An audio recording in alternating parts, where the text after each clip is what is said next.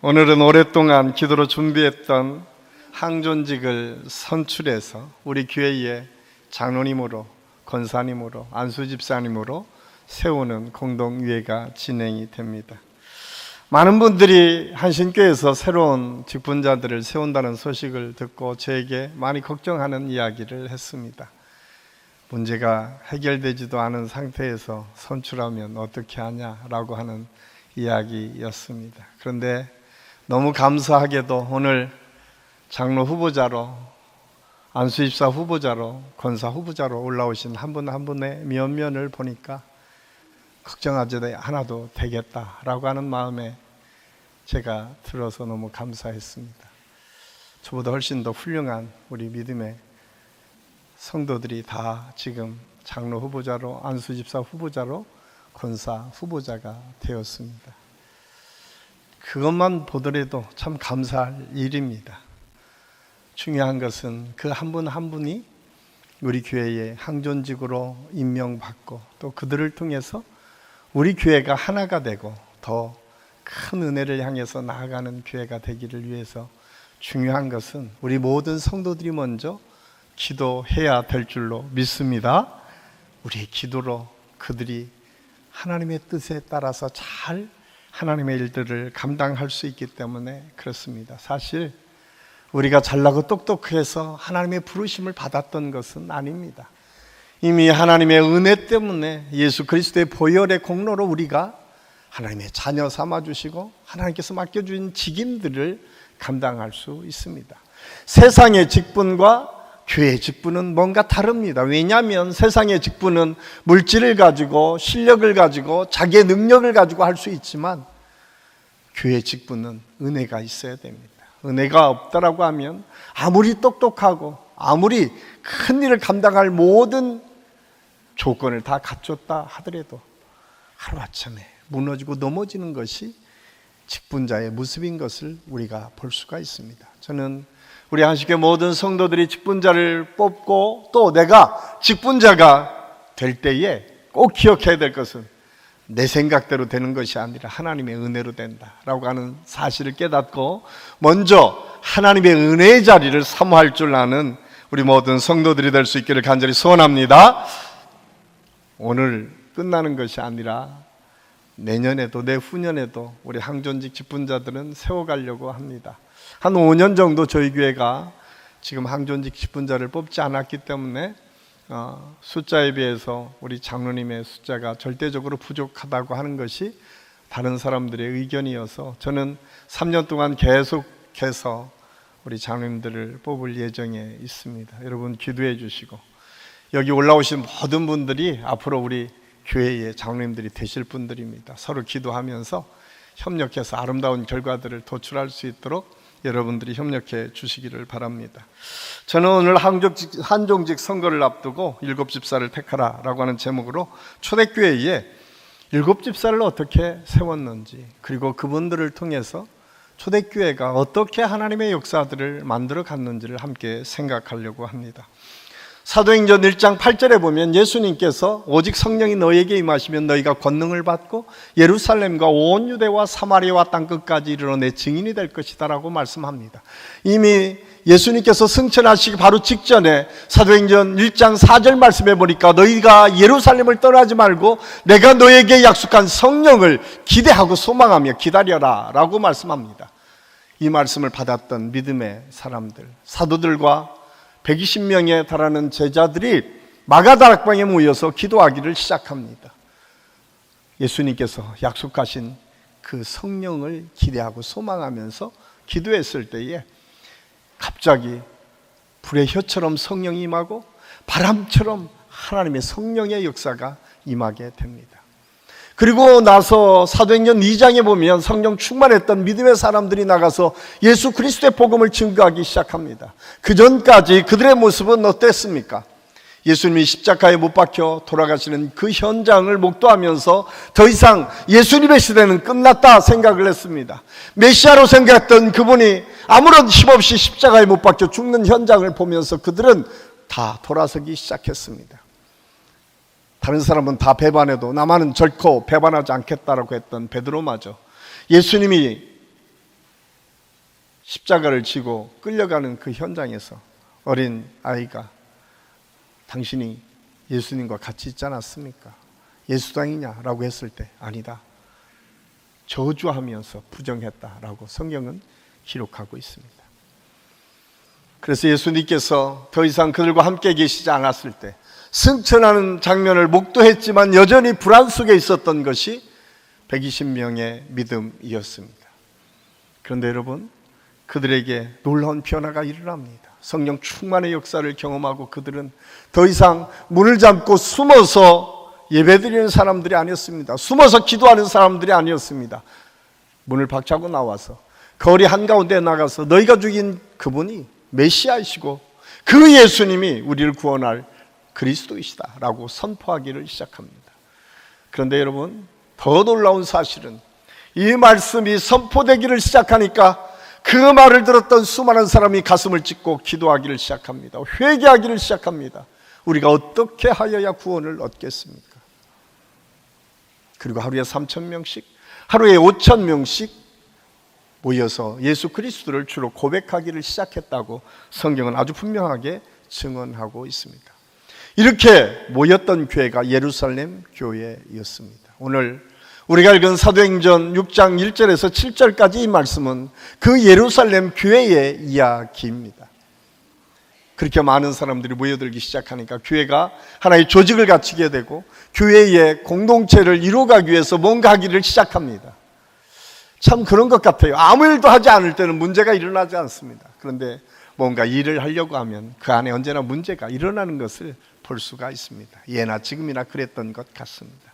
오늘 우리가 읽은 사도행전 6장 1절에 보면 그때에 제자가 더 많아졌는데 헬라파 유대인들이 자기의 과부들이 매일의 구제에 빠짐으로 히브리파 사람을 원망하니, 많은 사람이 모여서 이제 예수 그리스도를 믿는 사람들이 모이기 시작했어요. 그런데 그 모임의 결정적인 순간들은 예수 그리스도를 주로 고백하는 사람들의 대부분이 힘들고 어려운 사람들이었던 것 같습니다. 지식을 가지고 높은 지위에 있었던 사람들보다 가난한 사람들, 과부와 어린아이들이 더 많았던 것 같습니다. 그런데 놀라운 현상은 예수 믿기를 고백하고 결단했던 사람들 중에 자기의 모든 재산을 팔아서 사도 앞에 두고 그런 믿음을 가지고 하나님께 영광을 돌렸던 사람들이 있어요. 우리가 대표적으로 그 믿음의 사람 중에 하나가 바나바입니다. 사도행전 4장에 보니까 그 자기의 재산을 팔아서 사도의 발 앞에 두고 그는 복음을 증거하는 증거자로 평생을 헌신하는 것이 바나바의 모습이었던 것을 우리가 알 수가 있습니다. 이렇듯 자기의 전 재산을 팔아서 내놓는 믿음의 사람들 때문에 그 물질을 가지고 나누기를 시작합니다. 힘들고 어려운 사람들을 구제하기를 시작했어요. 그런데 거기에 문제가 생긴 거예요. 히브리파 사람들이 헬라파 사람들을 소외시켰다라고 생각하기를 시작한 거예요. 히브리파 사람들은 누구입니까? 그 당시에 토백이들이에요. 예루살렘에서 떠나지 않고 살았던 사람들. 그런데 헬라파 사람들은 그 시대에 로마가 세계를 지배하고 있었기 때문에 로마를 따라서 타 지역에 있었다가 다시 예루살렘으로 돌아왔던 사람들이 헬라파 사람들이었는데 토백이들에게 더 소외된 것 같은 느낌을 받았던 것 같아요. 원망과 시비가 생기기 시작했습니다. 이것을 본 사도들이 어떻게 하면 이 문제를 해결할 것인가 라고 하는 생각을 하면서 집사를 세웠다라고 말씀하고 있습니다. 저는 오늘 이 말씀을 준비하면서 항존직을 갖고 있는 직분자가 해야 될 일이 무엇일까? 가장 먼저는 일곱 집사는 문제를 해결하는 직분자가 되어야 된다고 하는 사실을 우리에게 말씀해 주고 있습니다. 오늘 집사를 뽑는 출발점은 분쟁을 어떻게 해소할 것인가 라고 하는 것이 그들의 최대의 관심이었고 목표였습니다. 그래서 항존직을 선출하는 최대 목표는 하나 되게 하기 위해서, 분쟁이 있을 때마다 그것을 화목하게 이루는 믿음의 사람들이 더 많은 현장을 만들기 위해서 항존직을 뽑는 것입니다. 그런데 안타깝게도 한국 교회의 상황들을 보면 이름 없이 빚도 없이 기도했던 믿음의 사람들 때문에 교회에 문제가 생긴 것은 아무것도 없습니다. 가장 문제는 목회자들의 욕심 때문에 문제가 생길 때가 참 많이 있습니다. 장로님들과 안수집사님들과 권사님들 때문에 문제가 생길 때가 참 많이 있습니다. 적어도 항존직으로 임명을 받았던 믿음의 사람들 때문에 교회가 갈라지고 문제가 생길 때가 훨씬 더 많이 있습니다. 이름 없이 빚도 없이 헌신했던 수많은 성도들 때문에 문제가 있다는 교회는 제가 들어본 적이 없습니다. 그 이유가 무엇일까요? 항존직을 가졌다라고 하는 것이 감투가 되고 항존직을 가졌다라고 하는 것이 위세가 돼서는 안 됩니다. 오늘 성경은 아주 분명하게 말씀하고 있습니다. 먼저 직분자라고 하면 문제를 일으키는 사람이 아니라 해결하는 그 자리에 직분자들이 있어야 된다. 저는 우리 안식교회 모든 성도들이 이 직분자를 뽑음에 있어서 오늘 헌신하기로 작정한 우리 항존직 대상자들 뿐만 아니라 지금 항존직을 섬기고 있는 분들, 우리 성도들 모든 마음속에 분쟁을 일으키는 자들이 아니라 분쟁을 해결하고 맡아서 책임을 질 수 있는 믿음의 역사가 있기를 예수님의 이름으로 간절히 축원합니다. 이 사실을 알았던 사도 베드로, 초대교회 그 문제를 누구보다도 잘 알았던 사도 베드로는 베드로전서 4장 7절 10절에서 이렇게 우리에게 권면하고 있습니다. 우리 함께 읽겠습니다. 만물이 마지막이 가까웠으니 그러므로 너희는 정신을 차리고 근신하여 기도하라. 무엇보다도 뜨겁게 서로 사랑할지니 사랑은 허다한 죄를 덮느니라. 서로 대접하기를 원망 없이 하고 각각 은사를 받은 대로 하나님의 여러 가지 은혜를 맡은 선한 청지기 같이 서로 봉사하라. 여기서 세 가지를 말씀하고 있어요. 분쟁을 일으키지 않고 분쟁을 해결하기 위해서 어떤 마음을 가지고 해야 되는가? 가장 먼저 정신을 차리고 근신하고 깨어 기도하라 라고 말씀하고 있어요. 그런데 이 원어를 보면 깨어 기도한다라고 하는 이 부분은 맑은 정신을 가지고, 그때 당시에 초대교회 안에서도 행실이 부정했던 사람들이 많이 있었던 것 같습니다. 지금처럼 우리나라는 금주 금연이 교회 안에서 일반적인 덕목으로 되어 있지만 외국에서는 그게 큰 문제가 되지 않습니다. 그러다 보니까 자기 스스로 절제하지 못하는 사람들이 있었던 것 같아요. 자기 스스로 건강한 삶을 유지하지 못했던 사람들이 있었던 것 같아요. 적어도 한종직 직분을 가졌다라고 하면 절제할 수 있는 믿음의 사람이어야 된다. 자기 스스로 다른 사람에게 존중받고 인정받을 만한 건강한 삶을 유지할 수 있어야 된다. 이것이 오늘 먼저 우리에게 주시는 말씀입니다. 두 번째로 사도 베드로는 그렇게 얘기합니다. 피차 서로 뜨겁게 사랑하라. 뜨겁게 사랑해라. 그러면서 그렇게 말합니다. 사랑은 허다한 죄를 덮느니라. 여러분, 마음이 넓은 사람입니다. 어떤 문제를 봐도 품고 갈 수 있는 사람들, 그런 사람들이 믿음의 사람이 항존직이 돼야 된다. 여러분, 항존직을 가졌다라고 하는 것은 누구를 판단하고 누구에게 지시하고 무언가를 결정하는 자리가 아니라 그 자리는 책임을 지는 자리입니다. 그러게 아프고 힘들잖아요. 내 자식이 내 아픈 손가락이 힘들고 어려우면 어떻게 합니까? 덮어주지 않습니까? 그런데 그것을 밝히 드러내고 갈기 찢어서 문제를 일으킨다면 그것은 더 이상 지도자의 덕목이 될 수 없습니다. 분명한 것은 사랑은 허다한 죄를 덮는다라고 말씀합니다. 저는 죄를 덮는다라고 해서 죄가 없어진다는 얘기가 아닙니다. 그것을 바르게 바꿔간다는 거예요. 여러분, 우리가 지적해서 문제가 해결되지 않습니다. 여러분, 자녀들을 키워봐서 저도 보니까 우리 자녀들에게 잔소리 많이 해도 자녀들이 따라오지 않습니다. 어떻게 해야 자녀가 따라오나요?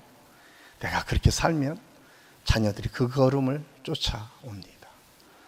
중요한 것은 나는 그렇게 살지 않으면서 끊임없이 얘기해봤자 아무리 얘기해도 아무도 듣지 않습니다. 중요한 것은 근신하고 깨어서 내 스스로가 인정받을 모습이 있어야 되고, 그 마음을 가지고 사랑할 때에 온전한 직분자의 모습이 있다. 마지막으로 오늘 사도 베드로는 그렇게 얘기합니다. 시비 없이 해라. 자기의 은사를 서로 협력하면서 해라 라고 말씀하고 있어요. 저는 우리 한식교회가 모든 항존직이 뽑히면 뽑힐수록 협력하는 사람들이 많아지는 교회가 될 수 있기를 예수님의 이름으로 간절히 축원합니다. 두 번째로 오늘 말씀해 보면 일곱 집사는 하나님의 사역, 곧 기도와 복음 증거를 항상 우선순위로 삼았다라고 하는 사실을 알 수 있습니다. 여러분, 이상하지 않습니까? 1절에서는 문제를 제기하고 있어요. 그런데 2절 밑에에 끊임없이 그 문제를 어떻게 해결하기 위해서 회의를 했다거나 그 문제 때문에 우리가 좀 더 구체적으로 뭔가 지시했다, 그렇게 얘기하지 않습니다. 오히려 문제 해결점을 어디에 두냐? 예수 그리스도의 복음을 증거하는 일, 기도하고 말씀을, 은혜를 사모하는 일에 더 많이 두었다라고 하는 사실이에요. 제가 처음 서두에 말씀드렸던 것처럼 항존직을 가졌다라고 하는 것은 내가 은혜의 자리를 지킬 수 있을 때 가능합니다. 세상에 물질을 가지고, 세상의 지위를 가지고, 세상의 권력과 힘을 가지고 교회를 운영한다라고 하면 그런 사람들 데려다 놔야죠. 근데 교회는 그런 곳이 아닙니다. 교회는 은혜 받는 자리를 사모하는 사람들, 교회는 은혜 받는 자리를 마지막까지 지키는 믿음의 사람들을 통해서 리더십이 발휘되고, 그런 사람들을 통해서 교회가 세워집니다. 저는 우리 한신교회가 앞으로 그런 교회가 됐으면 좋겠다. 직분자들이 맡으면 맡을수록 예배의 자리를 더 기쁘게 참여하고, 기도의 자리에 더 기쁨으로 참여하고, 힘들고 어렵고 힘든 그들을 섬기는 자리에 기쁨으로 참여하는 그런 직분자들이 정말 하나님께서 인정하는 직분자가 아닐까요? 저는 우리 한신교회 모든 항존직을 통해서, 아니 우리 믿음의 사람들을 통해서 그런 하나님의 역사가 계속 이어질 수 있기를 예수님의 이름으로 간절히 축원합니다. 그래서 히브리서 기자는 이렇게 우리에게 권면합니다. 히브리서 13장 15절에서 16절 말씀 우리 함께 읽겠습니다. 그러므로 우리는 예수로 말미암아 항상 찬송의 제사를 하나님께 드리자. 이는 그 이름을 증언하는 입술의 열매니라. 오직 선을 행함과 서로 나누어 주기를 잊지 말라. 하나님은 이 같은 제사를 기뻐하시느니라. 하나님이 기뻐하시는 제사는 나누어 주는 제사다. 하나님께서 기뻐하시는 제사는 복음을 증거하는 제사다. 하나님께서 기뻐하시는 제사는 먼저 자기를 들여서 하나님 앞에 헌신하는 제사다라고 우리에게 말씀해 주고 있습니다. 항존직을 맡는다라고 하는 것은 그래서 무게가 있습니다. 그래서 더 무겁고 힘듭니다. 마지막으로 일곱 집사는 모범이 되어 칭찬받는 사람들이었습니다. 오늘 3절 말씀에 보니까 형제들아 너희 가운데 성령과 지혜가 충만하여 칭찬받는 사람 일곱을 택하라고 말씀합니다. 칭찬받는 일곱. 저는 우리 항존직의 모든 직분자들이 언제나 누구에게나 칭찬받고 인정받는 은혜가 있기를 간절히 소원합니다. 그런데 그 기준이 성령 충만이에요. 여러분, 성령 충만을 여러분 어떻게 생각합니까? 예전에 성령 충만은 기도 많이 하는 분, 어떤 분들에게는 은사가 막 나타나서 뭔가 할 수 있다고 생각하는 분들에게 그런 성령 충만하다고 했습니다. 그런데 성경에서 성령 충만은요, 딱 한 가지로 설명하고 있어요. 예수 그리스도의 복음을 증거하는 것. 여러분, 사도행전 1장에 성령 충만한 120문도가 처음 했던 것이 예수 그리스도의 복음을 증거하는 것이었어요. 오늘 일곱 집사 중에 가장 먼저 스데반 집사님이 가장 먼저 했던 것이 7장에 가면 스데반 집사님 복음을 증거하다가 순교합니다. 8장에 가면 빌립 집사가 아무도 가지 않았던 사마리아라고 하는 곳에 가서 예수 그리스도의 복음을 증거합니다. 항존직을 가졌다라고 하는 것, 그것은 복음을 증거하는 일에 최선을 다하는 것입니다. 또한 항존직을 가졌다라고 하는 것은 희생하고 순교하는 자리에 들어가는 것입니다. 나를 세우는 것이 아니라 예수 그리스도가 높여지는 것. 그래서 7명의 집사 중에 니골라라고 하는 사람만 죄하고 분명하지 않지만 나머지는 다 순교의 자리에 들어가서 주님의 복음을 증거하다가 순교했습니다. 여러분 꼭 기억하십시오. 항존직을 갖는다라고 하는 것은 예수 그리스도의 복음을 증거하는 것입니다. 저는 우리 한신교회 모든 항존직 직임을 받은 사람들, 아니 우리 모든 성도들이 이 사실을 깨닫고 꼭 기억하십시오. 우리 마음속에 분쟁이 해결되어지고 하나님의 사랑을 통해서 무엇보다 복음 증거를 앞세우고 모범하고 인정받는 믿음의 삶을 살아서 우리 성도 가운데 하나님의 은혜와 역사가 계속 이루어지는 축복을 경험할 수 있기를 예수님의 이름으로 간절히 축원합니다. 기도하겠습니다. 아버지 하나님, 은혜를 감사합니다. 오늘 항존직 선거를 앞두고 7 집사를 어떻게 택했는지를 함께 생각했습니다. 우리 직분자들이 먼저 분쟁을 해결하는 직분자가 되게 하시고, 먼저 예배의 자리에 참여하는 직분자가 되게 하시고, 먼저 모범적으로 칭찬받고 인정받는 직분자들이 될 수 있도록 하나님께서 인도하여 주시옵소서. 예수님의 이름으로 감사드리며 기도하옵나이다. 아멘.